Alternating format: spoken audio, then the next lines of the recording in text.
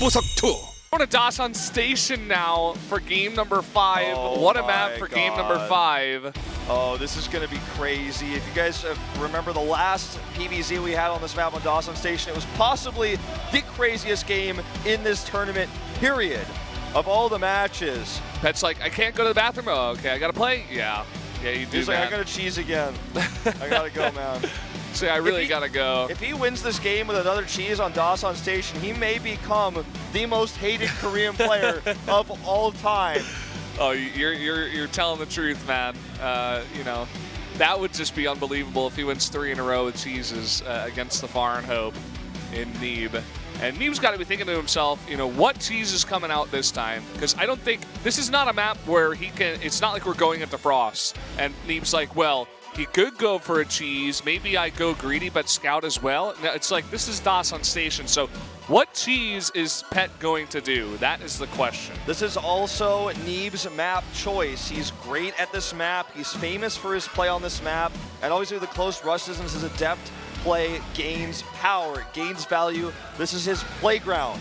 That it is. Guys, we're going to jump into game number 5 right now. Which of these two players is going to the round of 4, Neeb or Pet?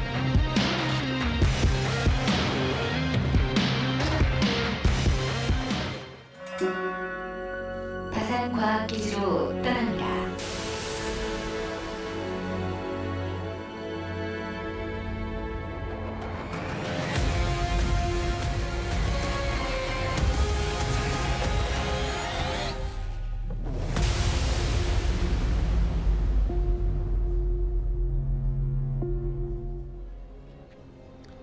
Welcome to Dasan Station for set number 5 here. Up in the top left, in the purple, the Protoss player, it is Neeb. On his last life in this tournament, but so is his opponent. To the bottom right, in green, it is Pet. 2 all-ins in a row gain him victory. And we saw him attempt an all-in on Frozen Temple and fail. But in the last 2 maps, he was able to pull it off. We'll go for this quick gold base here early on. This can be attacked at range by Adepts. We'll see if Neeb decides to punish this. There's so many different things that we could see happen here. And I'm actually getting really hyped. This series, I mean, it's hype enough that Neeb, if he had won the last 2 games ago, it would be 7-0 in this tournament. That would be a story in itself. But that would go to a 5th game where it feels like this is actually a series. I'm getting pretty excited. No, seems like a series, regardless of how we got here. It is set number 5, and that means that both these players have taken 2 wins and have made it so. And Neeb, he scouts the gold, of course, with this probe. And as I said before, he's just got to really identify what is the build from Pet. Because I feel like if he can hold it off and take it late, or just hold it off in general, like he did in Frozen Temple, like if you just hold it off against this player, you're probably going to win. And I feel like that's the key here for Neeb, maybe what he lost touch of in those last 2 games. I'd have to agree with that sentiment. All right, this 6 more Lings. Scouts this. Lings coming out. He's going to commit to this heavily. This probe, if it goes home, won't necessarily see this. He doesn't know what's in that egg. And he's going to chrono boost out and adapt. He's going to tight wall this. He's going for his own expansion behind. It's tough to make this work, obviously, if you have a tight wall. I feel like if he's really going to commit to this attack, like into a 2-base Protoss, he needs either a drop or a Baneling Nest. Okay, there's the Baneling Nest. He is just going to Baneling, Ling all in. I think this is such a risk. I mean, putting his whole tournament, the advancement to the semifinals off of Baneling all in on a map where Protoss is literally holding from a high ground on a small ramp. It's kind of interesting though, you know, because it really, it's going to be good against Neeb's style if he goes for the Resonating Glaives and a bunch of Adepts, but at the same time, we've seen Neeb have incredible splits against Baneling play, slow Baneling play off creep. He's so good at holding it off. Oh, he needs to deny the scout on those extra Lings. Okay, he does. Nicely done. If he knows this is coming, he just makes a pylon wall at the top of the ramp, buys times. Once sees he the can other get a Lings. sentry, okay, He knows. He knows what's up. He doesn't see the Banelings, but he knows. Okay. Immediately a gateway comes down. Oh! That's okay. He gets the gateway up. This is a very, hit point heavy wall. I mean, there's not a pylon in this wall. Yeah, gets another pylon behind it just in case. making more and more adepts. And here we go. The Baneling's coming up. Going to hit that weak gateway. And it goes down. Gateway goes down here. He's got these units in as much of a wall as he can here. Another adept will pop out soon. The rest of the game is not ready. Photon Overcharge goes down, but the pylon is not long for this world, and that will unpower this wall. He does not have power to get that next adept out. Pet is going to try to cheese his way into the round of 4. It looks like he may be able to. Let's, not call it yet here. We got all the probes now pulled off the line. He's able to warp in 2 more adepts. He finished that warp gate research. Very, very important. Yeah. But more and more Lings and Banelings coming across the map. This is not going to be an easy feat for Neeb. But he can definitely do it. He can absolutely hold this. If he pulls his probes correctly, if he targets down these Banelings the right way. Remember the same larva problem that had last time. He could have. If he could just get a wall up at the top of his ramp, he absolutely can hold this.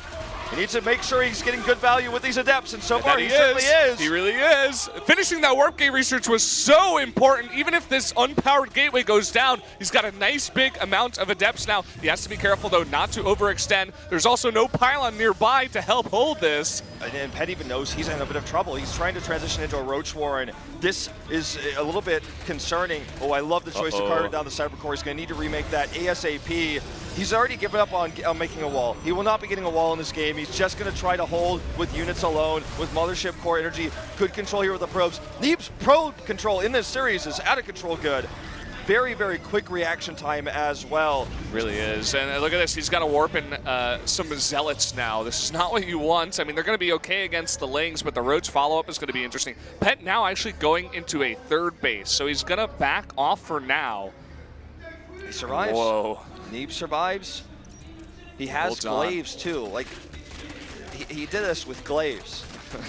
He has resonating glaives. This is actually insane. So the adepts are very powerful, and if he is able to identify, which will be difficult to do without any way of scouting, if he is able to identify the transition, he could put on some counter pressure. Yeah, but he doesn't have an observer, he doesn't have any hallucination energy, he can't even make sentries right now because of the Cyber Core. Yeah, I'm glad you mentioned that point, because this is always something that gets lost on some lower level spectators where they're like, oh, he's got a great timing, he should go for it. But this was always one of the hardest things for me when I was playing StarCraft at a high level. Do I go? Am I ahead?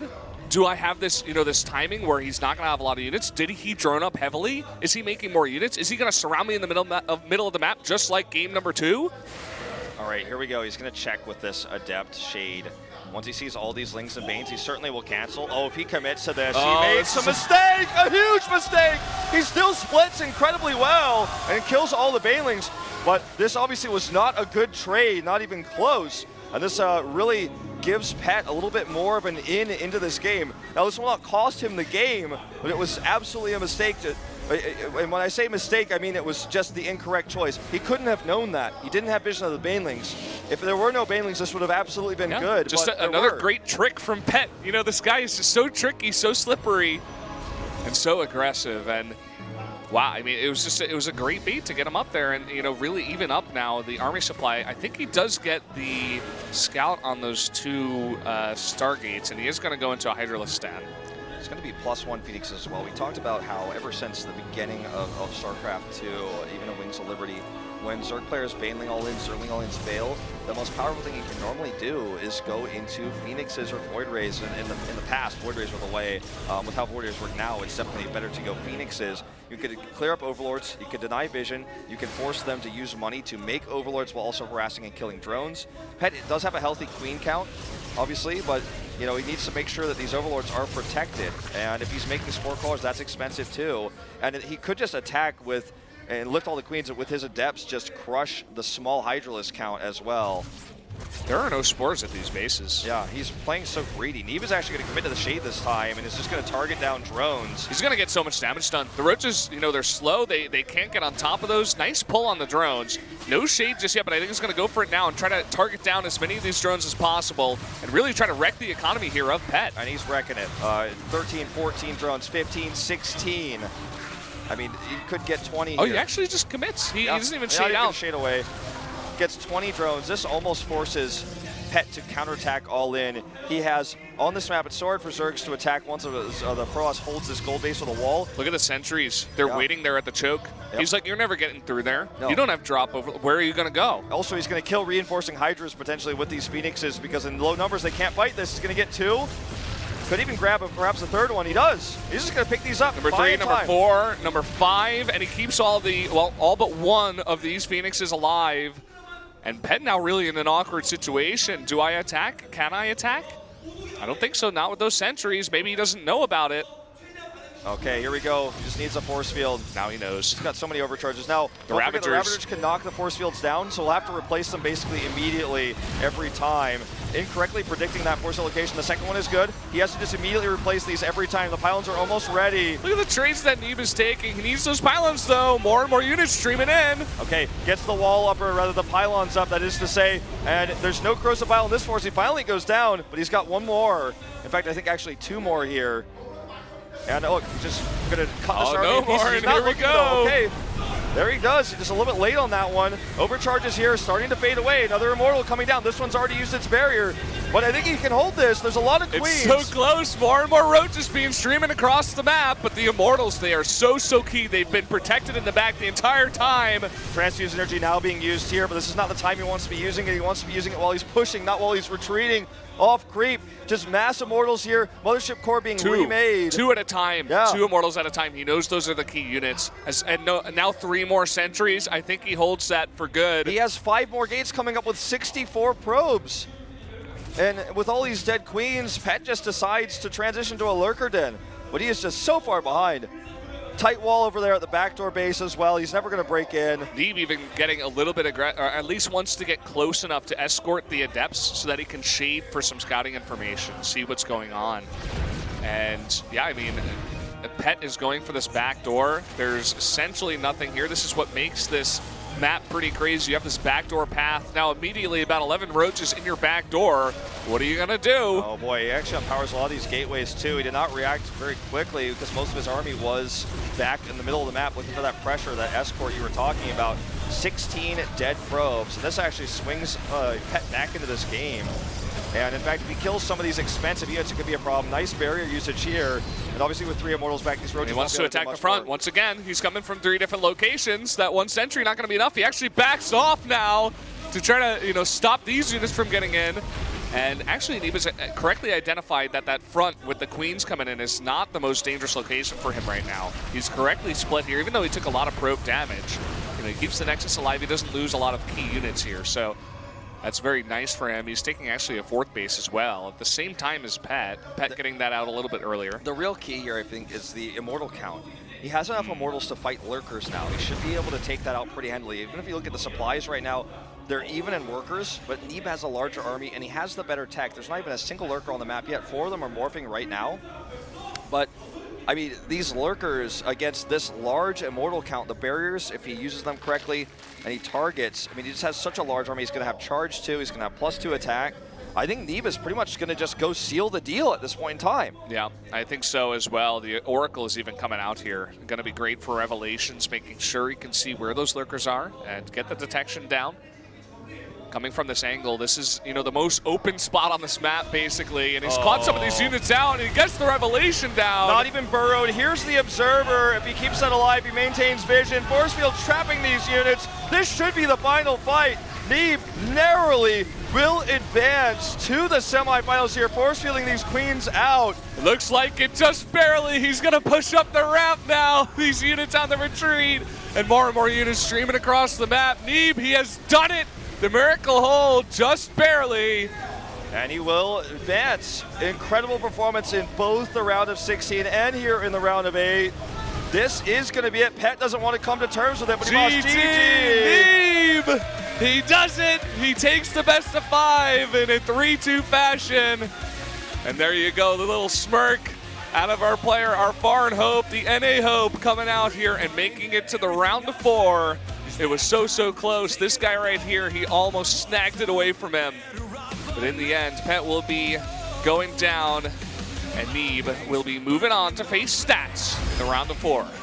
All right, Neeb victorious. Such a famous player in North America.